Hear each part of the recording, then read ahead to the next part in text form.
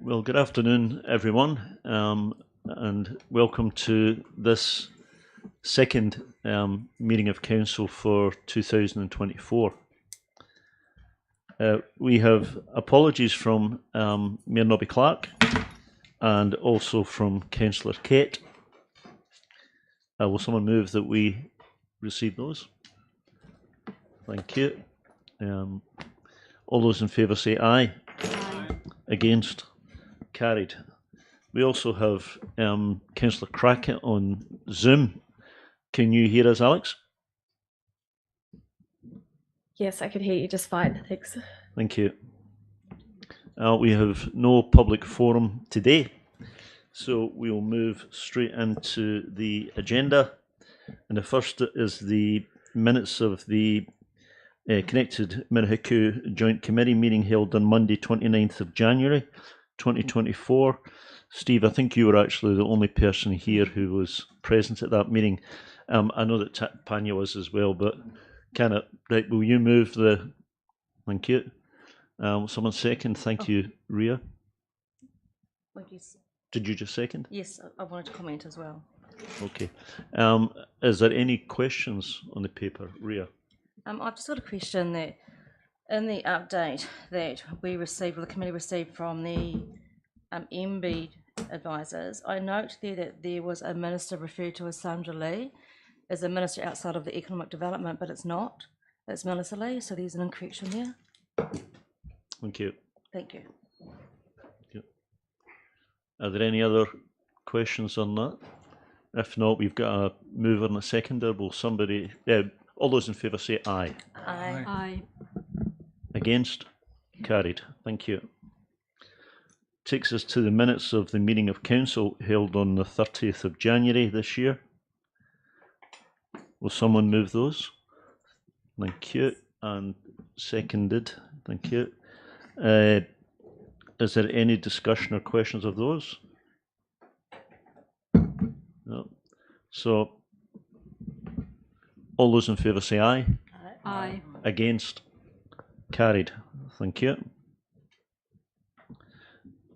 Next, we have the minutes of the Community Wellbeing Committee meeting held on the 13th of February this year. Dan, I think, do you want to move those? Yes, move that the minutes are confirmed and that the recommendations to council are adopted. Okay. So, thank you. Are there any questions on those? Noticing that we are receiving both the minutes but also approving the recommendations that are listed under 8. Is there any discussion of those or questions? Then if not, we have a mover and a seconder. So all those in favour of approving those recommendations and receiving the minutes say aye. Aye. Aye. Against? Carried. Thank you. Takes us to the minutes of the Infrastructure Committee meeting held on the 13th of February. I will move those since I chaired that meeting. Is there a seconder? Thank you, Barry. Any questions on those? If not, then all those in favour say aye. Aye. Against? Carried. Thank you. Then we have the minutes of the Risk and Assurance Committee meeting held on the 20th of February. And we also have a recommendation coming from that meeting. Is there any, before we actually move and receive, is there any questions on those, on that paper or on that recommendation? Okay, will somebody move both that we receive the minutes and that we approve the recommendation? I'll move. Thank you. All those in favour say aye. Aye. Against? Carried. Then we have the minutes of the Finance and Projects Committee meeting held on the 20th of February. Grant, would you like to move that? Yes. Is there a seconder? Seconded. Thank you. Barry, are there any other questions on that paper?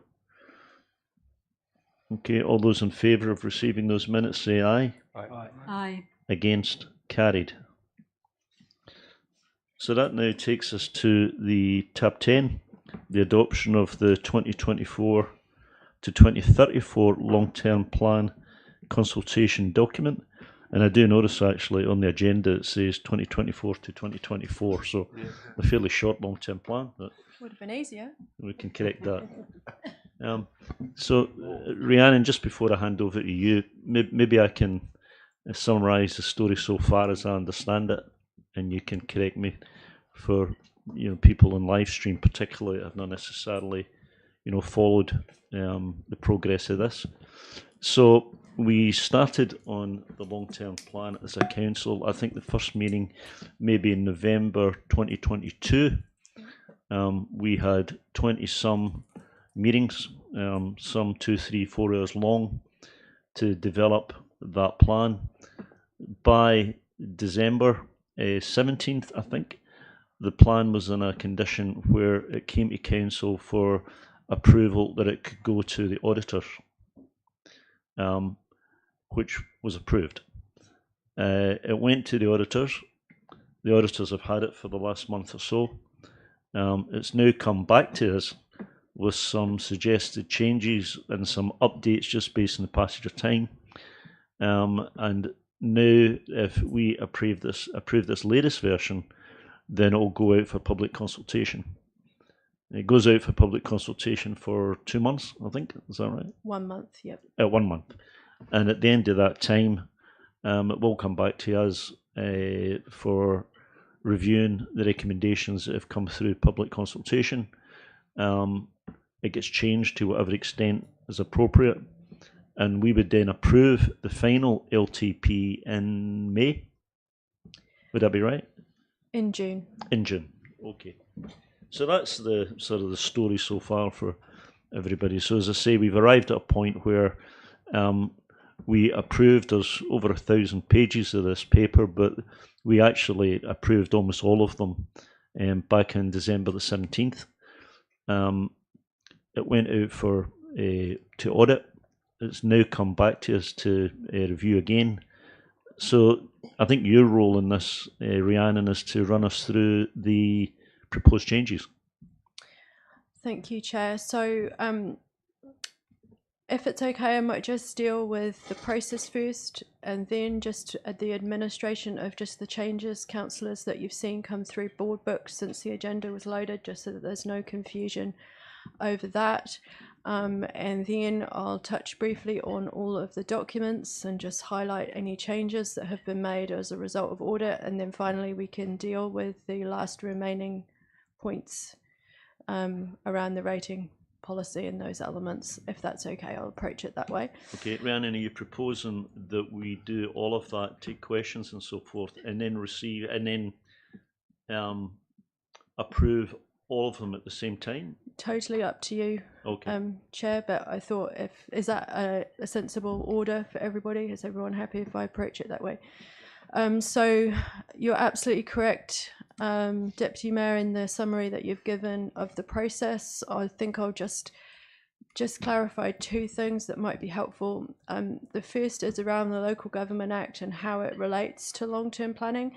It's very, very clear that we are not allowed to adopt a draft long-term plan for consultation. We adopt a consultation document and all the supplementary materials. And that is for the reason to be really clear to both, to the public, that it's a stage in the process, and the final stage, as you correctly said, is that you listen to the community to take all of their feedback. The audit process completes. There are changes that may need to be made to correct little changes in budgets, etc. All of that happens at the last stage of the process, and that's when the plan itself is complete and adopted at the end of June. And the second thing is just to discuss the part about the process that's been different this year because of the government's approach to the affordable water reform and the change in direction on that. So obviously, Council made the decision last year to delegate to the Chief Executive to not audit the consultation document. So The Risk and Assurance Committee has just met with the auditors and discussed the process. The consultation document itself is not audited. The auditors have had it. They have gone through all of the supplementary material and we have responded to everything that they have provided to us. But it's really important that you as councillors and the public understand that the audit process is not finished. It is still open, and the report discusses the risks around that in terms of there may be further information that is found through that process. So just important to be aware, because it is quite different to how it normally runs. So there's wording that is in the consultation document so that the public can be really clear that the consultation document has not been audited. So the final audit opinion will arrive with the consultation document in June. So those were the 2 points just around kind of the legal process. In terms of the decision-making process, what you're doing today is adopting all of the materials as they stand in draft state for consultation. So we're asking the public for feedback. The consultation itself will run for the statutory period and a few extra days, which is 1 month, just to give people as long as possible. And then hearings will follow. So we've got dates penciled in for hearings. My report discusses one of the risk factors is around timeframes and timelines and what our mitigations are around that. So if we do get an awful lot of submissions and you know, we need longer to allow those all to come in and to make sure the voice of the public is heard and that you're provided all of that information in a good format, then what we will do is just move all the dates back slightly. So I'm talking like a week or 10 days, and that will require an extraordinary council in early May. So that's the kind of approach that we're planning from a risk mitigation point of view. But at the moment, we are on schedule to bring you the paper for deliberations in your April council meeting. So you'll hear from the public, you'll receive the submissions and hear from the public earlier at the 10th, 11th, and 12th. You'll have some time to absorb what you've heard. We will write your final deliberations report, which will give you lots of recommendations to consider to make your final round of decisions. And then the officers take your decisions and they essentially enact them through the budget process, and we work with audit on what and if that means anything for the process. So then we come back to you in June with the final document that has been audited. It is adopted, and then you strike the rates. So that's the process from here on out. I'm happy if you want to pause now. Yeah, so I think, Rhiannon, it's worth just pausing to take questions to Rhiannon, not about any of these recommendations, we'll get to them next, but rather about the process. So any questions for Rhiannon? No? So keep going. Okay, so just some administration so that you're all really clear on what changes were made since the agenda was published over the last few days. So you'll see that the significance and engagement policy was reloaded. That is simply because the version that was loaded into the agenda was not the graphically designed version. So there was no change in the text. It's just not the public version of the policy that we're using. Then we have some changes that were made based on audit feedback. So essentially that was feedback on the infrastructure strategy and the assumptions. So it's around some specific details in terms of how we approach risk mitigation around climate change and the capital delivery program, and introductory text wording around the affordable water reform. So I'm happy to go into the detail of those changes if you wish. No, but we will take questions on that. Any questions to Rhiannon on that matter? No, keep going. Okay, so then if we move into the body of the report, Michelle, would you mind just scrolling up slightly to so we can see number 4? So number 4 onwards has all of your documentation. So if you want to look at any of that, all of your asset and activity plans you received in December without the budgets. So the primary changes on these is that the budgets have been loaded into the plans. There are no other substantive changes within the activity plans, with the exception of the housing activity, which we signalled, the elderly person's housing activity, just to be really clear, which we signalled in the December meeting when you got the forecast rates increase. The budget modelling's been finished and the plan has been updated to reflect that, and that is reflected in the lower forecast rates increase relating to the elderly person's housing activity. Could you, Rhiannon, I did read that and noted it, but I must admit I couldn't quite follow why that had resulted in a lower rates. Do you want to just explain that one? When we put in the forecast rates for the housing, it had not been fully calculated because it couldn't be fully calculated until the rating model was complete. Following the completion of the rating model and some further work between the finance and the infrastructure teams, we have a more detailed funding model essentially. So it's not. So it doesn't reflect any change in intention, it's just the math. No change in intention, no change in the $7 million capital allocation that you made across the first 7 years of the plan, just a change in the funding mechanism flowing through into the rates, forecast rates increase. Thank you. So that's the only substantive changes within the plans. You may notice some typos have been fixed, no doubt some others have been missed, but those are the only substantive changes. So then moving on, your financial statements, essentially that is all of the financials brought together across all of the asset and activity plans. Then the financial strategy is very similar to the document that was provided to you in December, but has some changes which have been brought through from the audit process. So I'm sorry, I'm just going to find the correct page in the agenda and just can answer any questions that you might have around changes to the financial strategy. Questions for Rhiannon on the financial strategy? None? Keep going, Rhiannon. Okay, then the infrastructure strategy, which again you confirmed in December and has been further updated following the audit process. Both the financial strategy and the infrastructure strategy now have budgets in them, which they didn't in December.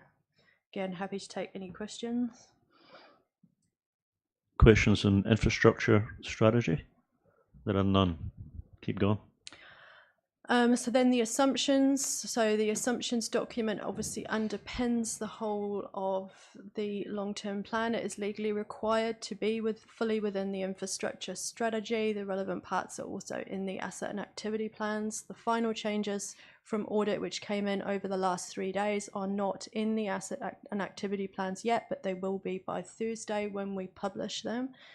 Again, you'll see that some of those changes were to do with wording and forecasting of impact, and some were to do with the certainty rating, and we have made those changes working in partnership with the audit on that. Questions of Rhiannon on that? No, there are none. The revenue and finance policy, the only update since the December meeting, or the only substantive update, is the update to the fees and charges related activity funding table. So that shows how we will fund those activities, which has been updated to reflect the latest detail. Questions? No? Keep going. The rating policy is the draft rating policy for consultation. So the final one that you'll receive in June will have everything to many decimal places. The finance team will be able to answer exactly how many. But for now, it is an indicative forecast of the rates. Obviously, they will change slightly through the next stage of the process as everything gets finalised. When we communicate out to the public on the rates, through the consultation period, we're obviously making clear these are forecast rates and they are subject to change through the finalisation of the planning process.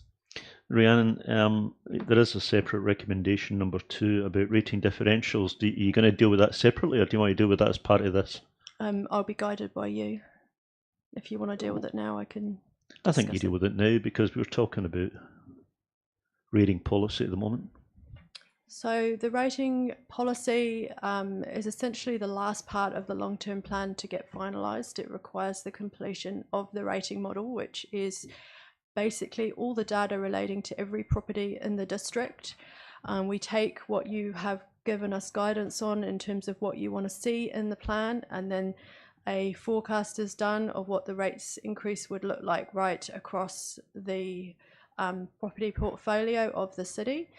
And then there are within the rating policy different differentials. Differentials are essentially a mechanism to enable council to ensure that you have the balance that you feel is appropriate to reflect the levels of service that different groups are receiving and the community outcomes that you want to see. So you will see that we're recommending two changes to two differentials that are essentially, this is the wrong word, and Patricia, please step in and tell me the right one, but in layman's terms, it's like a discount. So a ratio on the amount. I can tell no one's happy with that word. It's not the correct word, but it is essentially saying it's a reduction than in the rates increase, and it enables it to be balanced out. So Patricia, do you want to speak to the two proposed rating differential changes? Yeah. You probably have used the right word in layman's terms, but it reflects that we've got farming would be the classic one, that they have a large capital value, but perhaps don't receive the same level of services for that capital value than other property holders might within the city boundaries. What we're proposing is that farming differential be slightly increased. So if you those councillors around the table at the last long-term plan, we did a very extensive rating policy review, and we re-looked at all the differentials. This time we've been quite targeted, and we've looked at the outcomes, and we think there's two that needed to be tweaked. They just to get the balance across the city right, and that was the farming one, which is a move from a 0.54 to a 0.6. And the property at 1530 Tiwai Road, it's that differential from 0.2 to 0.23. This also reflects the impact of the citywide revaluation, because that's actually what has unbalanced our differentials across the city, just the way different properties had their valuation increase compared to others. So, as I understand it, in fact, I'm looking at it, so I'm reading it, the change to those will mean that in the farming side, they will see a rates increase just a little bit over half of the average for the city. Just under half of just the under average half for the city. If you compare them to a residential. So a farming, the average rates increase for a farming property is what we're proposing. It would be 5.39. The average residential is 8 point something. Okay. So it's slightly lower, but that's on average, because each individual property is very different. Mm. Okay. So basically, I presume that every year we look at anomalous outcomes for individual cases, and we look at how that should be rebalanced to something that looks appropriate, fair, when we compare it with other groups. So we look at it across the whole sector, so rather than an individual property, across all properties of that type, where you don't get the same outcome. And this is totally related to the citywide revaluation, where the average across the city was 23% increase. So properties or sectors that were significantly below that were ending up with rates decreases. Okay. Versus others with significant rates increases, so it just balances it out. Okay. So any questions on that to Rhiannon or Patricia? Okay, Rhiannon, I think keep going. Michelle, sorry, would you mind scrolling down again? Thank you. So then the development contributions policy and the rating of Māori freehold land policy, those are current policies that are already enacted. No changes are required, which was confirmed in December. There is an update to the liability management policy, which you have just received the minutes from the Risk and Assurance Committee. That is to just adjust the floating and fixed ratios within the portfolio. There is no change been made to the investments policy or the significance and engagement policy, which were both received and confirmed in December. So that is all of the documentation changes. Okay. So just looking then at the recommendations, I think we've actually dealt with all of them except the adopting the long-term plan consultation document, which I don't think we actually saw in previous council meetings, did we? It's never been tabled before, but I know that councillors have had a good chance to read through that. That's right. So the consultation document is essentially the summary, which is a communication tool really to enable the public to understand what is obviously a really complex process, the long-term plan. So it provides an overview. It is supported by all the supplementary material, which will be available on the engagement platform at engagement events at the key locations. We can provide it to anybody that requests any particular document to be sent to them if they don't feel confident using the website. The consultation document enables people to give both broad feedback and to give feedback on specific consultation issues, which has a particular technical definition under the Local Government Act. So our 3 consultation issues are the ones that you have confirmed earlier. The only change to that is just noting that completion of the rating model has enabled us to include the numbers for the elderly persons housing activity in terms of the rating impact, and also just to include the forecast bin collection fee for the waste glass bin recycling. Councillors have informally received the consultation document twice, both before Christmas and now again ahead of this meeting. I think that's where I'll probably leave that, but just to reiterate, it is a communications material. It is not like a final plan that is locked in place. It is to enable you to receive feedback, take that feedback into account, and make your final decisions. Thank you. Well, it had the ultimate test in that I read it and understood it, Rhiannon, so it's definitely, I think, very good summary for putting it in public. If I can understand it, then anybody can. But I thought it was an excellent document, actually. But I mean, we are being asked to approve that. So, has anybody got any questions on the consultation document? Okay. Pardon?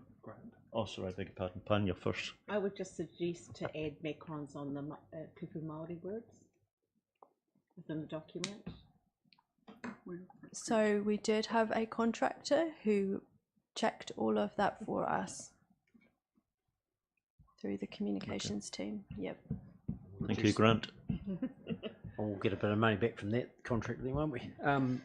No, just going to reiterate your comments, Tom, around the document in terms of the consultation document. I think it lays it out well. We're privy to a sort of a lot more background and we've spent many years on it. It's a really good summary of sort of what we're aiming to achieve, and just I think it's really important, and I think it will enable the public to really engage with us and get that community voice into that plan. So well done to you and your team, Rhiannon. Thank you. Okay, so my inclination is to take each of the numbers 1, 2, 3, 4, and 5, and we'll take motions on each of those. So will somebody move number 1 that we receive the report? Thank you, Leslie. Seconded, Darren. All those in favour say aye. Aye. Against, carried. Number 2, will somebody move that we agree to adjust the rating differentials for farming properties and for 1530 TY Road, in other words, at Smelter? Thank you, Dan. seconded by Trish. All those in favour say aye. Aye. Against, carried. Number 3, adopts the long-term plan consultation document. Will somebody move that? Thank you, Barry. Seconded, Grant. All those in favour say aye. Aye. Against, carried. Thank you. And then number 4, adopts the supporting materials, almost all of which is the same as we saw in at the December council meeting with the changes that Rhiannon outlined. Move that way. Move it, thank you, and seconded by Barry. All those in favour say aye. Aye. Against, carried. So that only leaves number 5 that we haven't talked about so far, which is to delegate to the Group Manager Finance to make non-significant changes if required to the consultation materials. Any discussion on that? Everybody happy with that wording? Okay, will somebody move that? Thank you, Trish. Seconded, Leslie. All those in favour say aye. Aye. Against, carried. Thank you. And I think that actually takes us to the end of your paper, Rhiannon, doesn't it? Thank you. Thank you.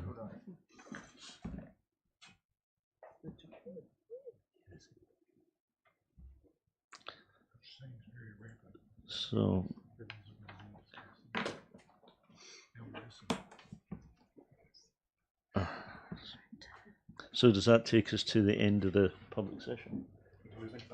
Okay, will somebody move that we move into public excluded? Thank you, Barry. Second, Ria. All those in favour say aye. Aye. Against, carried. Thank you everyone for joining us on live stream.